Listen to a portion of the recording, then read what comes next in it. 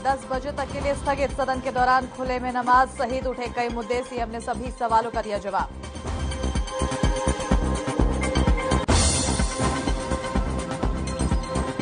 सदन में भर्ती घोटाले मामले पर बोले CM Manohar Lal, paper leak के गिरोह को पकड़ा, आरोपियों को बख्शा नहीं जाएगा।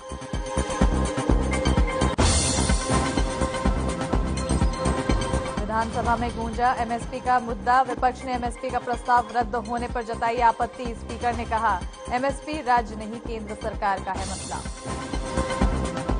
शीतकालीन सत्र के तीसरे दिन विधानसभा की कार्यवाही स्थगित। विधानसभा में बोले डिप्टी सीएम दुष्यंत चौटाला, हिसार में बनेगा एलिवेटेड रोड। विधानसभा में शिक्षकों के सवाल पर बोले शिक्षा मंत्री कंवरपाल गुर्जर, आने वाले समय में बनेगा कोएड कॉलेज, लड़कियों को देंगे बेहतर शिक्षा।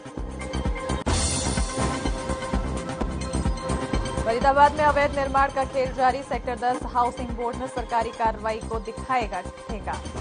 नगर निगम की सील तोड़कर जारी है निर्माण कार्य। शादी के लिए लड़कियों की उम्र बढ़ाने के फैसले का जींद सर्व खाप हरियाणा ने किया विरोध। हिंदू मैरिज एक्ट में बदलाव को लेकर महापंचायत के पास हुआ प्रस्ताव।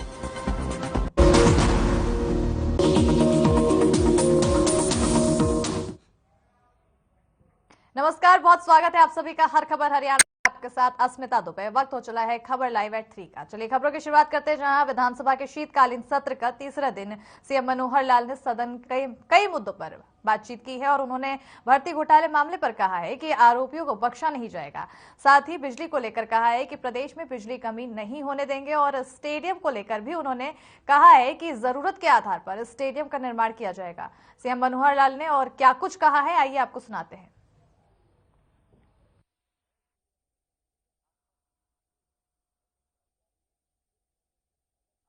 स्पोर्ट्स डिपार्टमेंट की ओर से एक मैपिंग कराई जा रही है कि पहले वाले जितने भी ऐसे स्टेडियम बने हुए हैं वो और नए कहाँ का बनाने चाहिए, क्योंकि ऑन डिमांड स्टेडियम बनाने का अर्थ इसलिए नहीं है कि स्टेडियम तो बन जाते हैं, बाद में उनका रखरखाव हम देखते हैं। पहले सैकड़ों स्टेडियम बने हुए हैं और बल्कि इस बार पहली बार हमने पिछले 5 साल में 12.5 करोड़ रुपया उन स्टेडियम्स के मुरम्मत पर, उनके रखरखाव पर लगाया है।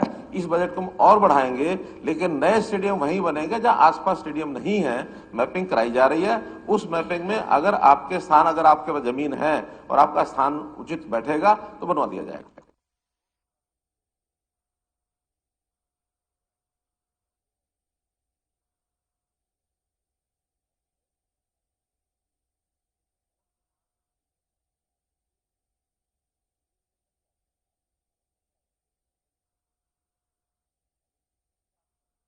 एचपीएससी एक स्वायत्त संस्था है और स्वायत्त संस्था पर जो काम करते हैं, जब उनके माध्यम से उनके ऊपर किसी प्रकार का कोई दोष आएगा तो एजेंसी पकड़ेगी और जब एजेंसी पकड़ेगी उसको सुराग मिलेगा तो किसी भी सीमा तक जा सकते हैं। हमको ये पता कि एक उप सचिव ने एक गड़बड़ की है डिप्टी सेक्रेटरी ने, और डिप्टी सेक्रेटरी कोई गड़बड़ कर रहा हो पकड़ा गया है। उस ट्रेल में अगर कहीं ऊपर जाता नजर आएगा तो निश्चित रूप से जिसके ऊपर भी उंगली उठेगी उसकी इन्वेस्टिगेशन भी की जाएगी, दोषी पकड़ा जाएगा, उसको सजा भी मिलेगी। पावर तो आखिर हमने जहां सप्लाई करनी है पूरी पावर सप्लाई करनी है और जो चीज मार्केट में अवेलेबल है, जिस रेट पर अवेलेबल है उस रेट पर ली जाती है। क्योंकि हमारे पास अगर कोई कंस्ट्रेंट ऐसा आ गया जिसके कारण से अपनी प्रोडक्शन नहीं रही, जैसा बताया मंत्री जी ने कि पानी भर गया माइंस में, उस समय कोयला कम हो गया और कोयला नहीं आ पाया, कोई प्लांट भी बंद है, बाकी हमारी और जो सप्लाई है, चाहे वो थर्मल की है चाहे वो हाइड्रो की है, वो उसमें कंप्लीट पूरी नहीं हो पा रही है। तो सप्लाई पूरा करने के लिए बाजार में उपलब्ध बिजली 24 घंटे मिलती है, जिस रेट से मिलेगी उस रेट से मिलके हरियाणा की जनता को जरूर बिजली देंगे। एक मैपिंग कराई जा रही है कि पहले वाले जितने भी ऐसे स्टेडियम बने हुए हैं वो और नए कहाँ का बनाने चाहिए, क्योंकि ऑन डिमांड स्टेडियम बनाने का अर्थ इसलिए नहीं है कि स्टेडियम तो बन जाते हैं, बाद में उनका रखरखाव हम देखते हैं। पहले सैकड़ों स्टेडियम बने हुए हैं और बल्कि इस बार पहली बार हमने पिछले 5 साल में 12.5 करोड़ रुपया उन स्टेडियम्स के मुरम्मत पर, उनके रखरखाव पर लगाया है। इस बजट को हम और बढ़ाएंगे, लेकिन नए स्टेडियम वहीं बनेंगे जहां आसपास स्टेडियम नहीं है। मैपिंग कराई जा रही है। उस मैपिंग में अगर आपके स्थान, अगर आपके पास जमीन है और आपका स्थान उचित बैठेगा तो बनवा दिया जाएगा। वहीं विधानसभा के शीतकालीन सत्र के तीसरे दिन सदन में शिक्षकों के सवाल पर शिक्षा मंत्री कंवरपाल गुर्जर ने जवाब देते हुए कहा है कि आने वाले समय में कुवैत कॉलेज बनेगा। साथ ही कहा कि लड़कियों को बेहतर शिक्षा भी दी जाएगी।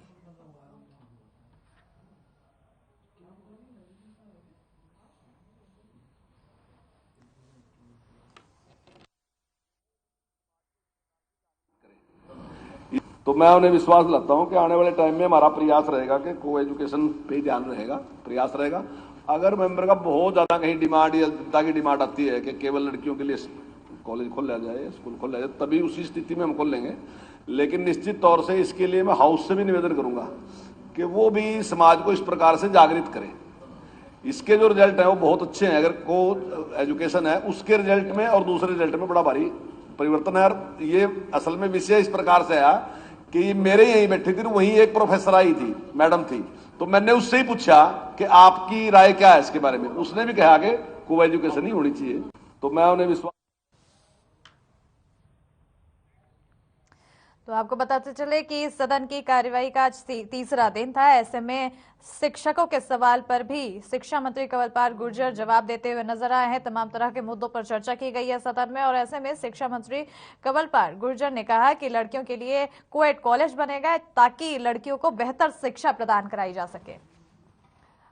तो आज तीसरा दिन था, हालांकि इसको कल सुबह 10 बजे तक के लिए स्थगित कर दिया है, लेकिन इस दौरान तमाम तरह के मुद्दों पर चर्चा की गई और शिक्षा का भी मुद्दा इस दौरान सदन में उठाया गया, जहां पर हर सवाल के जवाब देते हुए शिक्षा मंत्री कंवरपाल गुर्जर नजर आए हैं। और उन्होंने इस समय कहा इस दौरान कि आने वाले समय में कुवैत कॉलेज बनेगा और इसी के साथ ही लड़कियों की बेहतर शिक्षा के लिए भी उन्होंने बातें कही है। उन्होंने कहा है कि लड़कियों को बेहतर शिक्षा दी जाएगी, तमाम तरह की तैयारियां इसके लिए की जा रही है।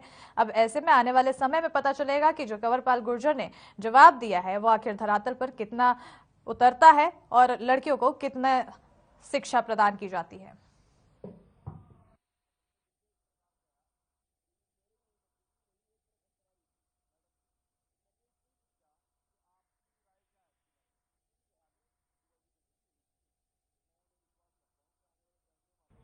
बढ़ते आगे, जहां आम आदमी पार्टी के पूर्व प्रदेश अध्यक्ष नवीन जयहिंद भर्ती फर्जीवाड़े मामले पर सरकार का विरोध करने विधानसभा के बाहर पहुंचे, जहां उन्होंने कहा कि मुख्यमंत्री गीता पर हाथ रखकर कहें कि जांच निष्पक्ष तरीके से हो रही है। और इसी के साथ ही नवीन जयहिंद अकेले ही पहुंचे थे। बताते चले कि जहां पुलिस ने उन्हें हिरासत में ले लिया।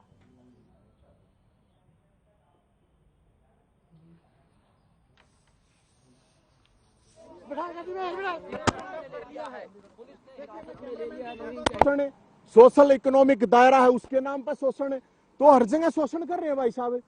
तो हम तो मुख्यमंत्री जितने भी मंत्री हैं उनको यही तो कह रहे हैं, अग भाई गीता बात रख के कसम खा लो, बताओ उसमें क्या कर, हमने गलत क्या दिया आपको?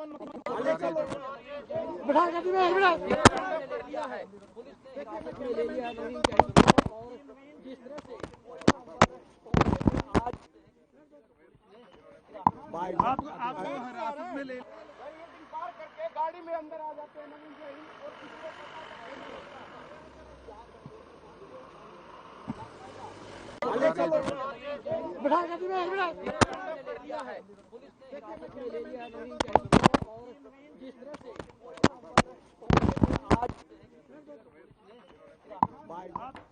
तस्वीरें आपको दिखा रहे हैं जहां पर पुलिस ने उन्हें हिरासत में ले लिया है।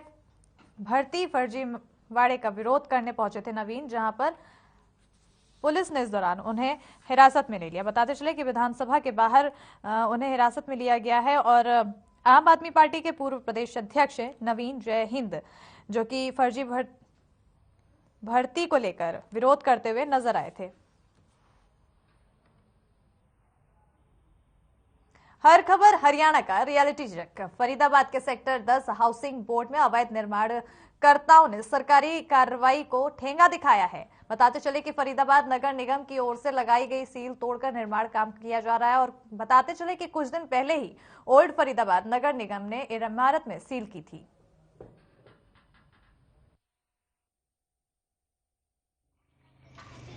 फरीदाबाद में अवैध निर्माणों पर अंकुश लगाने के लिए हाल ही में फरीदाबाद विधानसभा क्षेत्र में कई जगह पर सीलिंग की कार्यवाही की गई। और देखिए, सीलिंग की जो कार्यवाही की जाती है उसका किस तरह से कथित रूप से नगर निगम अधिकारियों की मिलीभगत से कार्यवाही को अंजाम देने के बाद अवैध निर्माणकर्ता मखौल उड़ाते हैं, इसका एक प्रत्यक्ष उदाहरण मैं आज दिखाऊंगी। यहाँ पर देखिए, मैं इस वक्त सेक्टर 10 में मौजूद हूँ। हाउसिंग बोर्ड कॉलोनी ये कही जाती है, जहाँ पर रिहायशी मकान जो है वो बनाए जा सकते हैं। लेकिन देखिए, जहाँ पर सीलिंग की कार्यवाही को अंजाम दिया गया था, ये आप देखेंगे कि ये वो सील है जिसे नगर निगम द्वारा इस अवैध निर्माण पर लगाया गया था। लेकिन इस वक्त स्थिति क्या है, अभी महीना भी नहीं हुआ है इन अवैध निर्माणों को सील किए हुए, और अवैध निर्माण जो है वो किस कदर शहर में नासूर बनते जा रहे हैं। इस तरह की जो कार्यवाही है, अवैध निर्माणकर्ताओं के जो हौसले बुलंद है कि सरकारी जो कार्यवाही होती है उसे किस तरह से यहाँ खूंटी पर टांग दिया जाता है। सील तोड़कर यहाँ पर आप देखेंगे कि शटर यहाँ पर खुला हुआ है, यानी कि अंदर निर्माण कार्य चल रहा है। निर्माण कार्य चल रहा है, इसका एक और प्रत्यक्ष उदाहरण मैं आपको दिखाऊंगी कि ये जो आप तार देख रहे हैं, ऊपर लेबर भी वहां पर नजर आ रही है। ये जो तार आप देख रहे हैं ये बिजली की तार है, यानी कि देखिए सीलिंग के बाद शटर यहाँ पर खुला हुआ है, ये तार यहाँ पर जो है वो अंदर से कनेक्ट की गई है और ऊपर जो है वो कनेक्शन बिजली का यहाँ से प्रयोग किया जा रहा है। देखिए, फरीदाबाद नगर निगम कमिश्नर फरीदाबाद को साफ करने के लिए स्वच्छता अभियान बनाए हुए हैं। शहर के बाजारों की जो सड़कें हैं वो संकीर्ण ना हो, वो चलने लायक हो, इसके लिए जो है वो लगातार अतिक्रमण को लेकर नगर निगम कमिश्नर ने बहुत ही सख्त रवैया अपनाया हुआ है। लेकिन कहीं ना कहीं जो नगर निगम के अधिकारी हैं, कथित रूप से जो प्रयास नगर निगम कमिश्नर यशपाल यादव कर रहे हैं, पलीता लगाते हुए नजर आ रहे हैं। और देखिए, इस तरह से सील तोड़ना अब सरकारी काम में बाधा डालने के साथ साथ एक तरह का जो है आपराधिक मामला भी होता है, क्योंकि नगर निगम की कार्यवाही को यहाँ पर ठेंगा दिखाया हुआ है। अब इसमें बड़ी बात और गंभीर बात सोचनीय विषय यह भी है कि आखिर किसकी मिलीभगत से या किसकी कथित शय से इस तरह से अवैध निर्माणकर्ताओं के हौसले बुलंद है कि सरेआम जो सरकारी सील यहाँ पर लगाई गई है। मैं आपको एक बार पुनः यहाँ पर दिखाऊंगी कि सरकारी कार्यवाही को किस तरह से यहाँ पर सील तोड़कर यहाँ पर खूंटी पर टांगा गया था और शटर यहाँ पर खोला गया था। अब बड़ा सवाल ये है कि स्वच्छता को लेकर फरीदाबाद नगर निगम कमिश्नर तमाम दावे कर रहे हैं, लोगों से सहयोग की अपील कर रहे हैं, लेकिन नगर निगम के कुछ अधिकारी कथित रूप से मिलीभगत कर किस तरह से सरकारी कार्यवाही को ठेंगा दिखाने वालों को कथित रूप से शह दे रहे हैं, अवैध निर्माणकर्ताओं के हौसले बुलंद कर रहे हैं। आखिर नगर निगम कमिश्नर और सरकार ऐसे अधिकारियों पर क्या संज्ञान लेती है। कैमरा पर्सन शिवम के साथ फरीदाबाद से पूजा शर्मा, हर खबर है।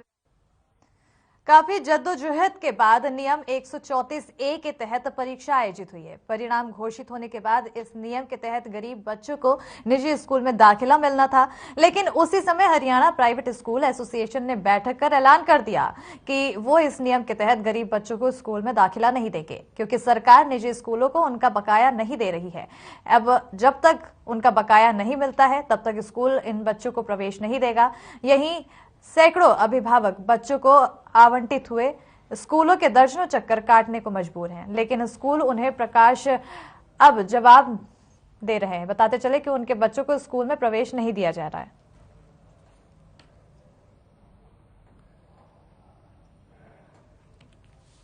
134 का रिजल्ट आ गया। हमने सब मेल सभी स्कूलों में भेज दी है और वो सभी डॉक्यूमेंट्स चेक करके एडमिशन करेंगे। अगर कोई पेरेंट्स एडमिशन नहीं करने की हमारे पास शिकायत करें तो उनके खिलाफ लीगल एक्शन लेंगे और एडमिशन कराना सुनिश्चित करेंगे।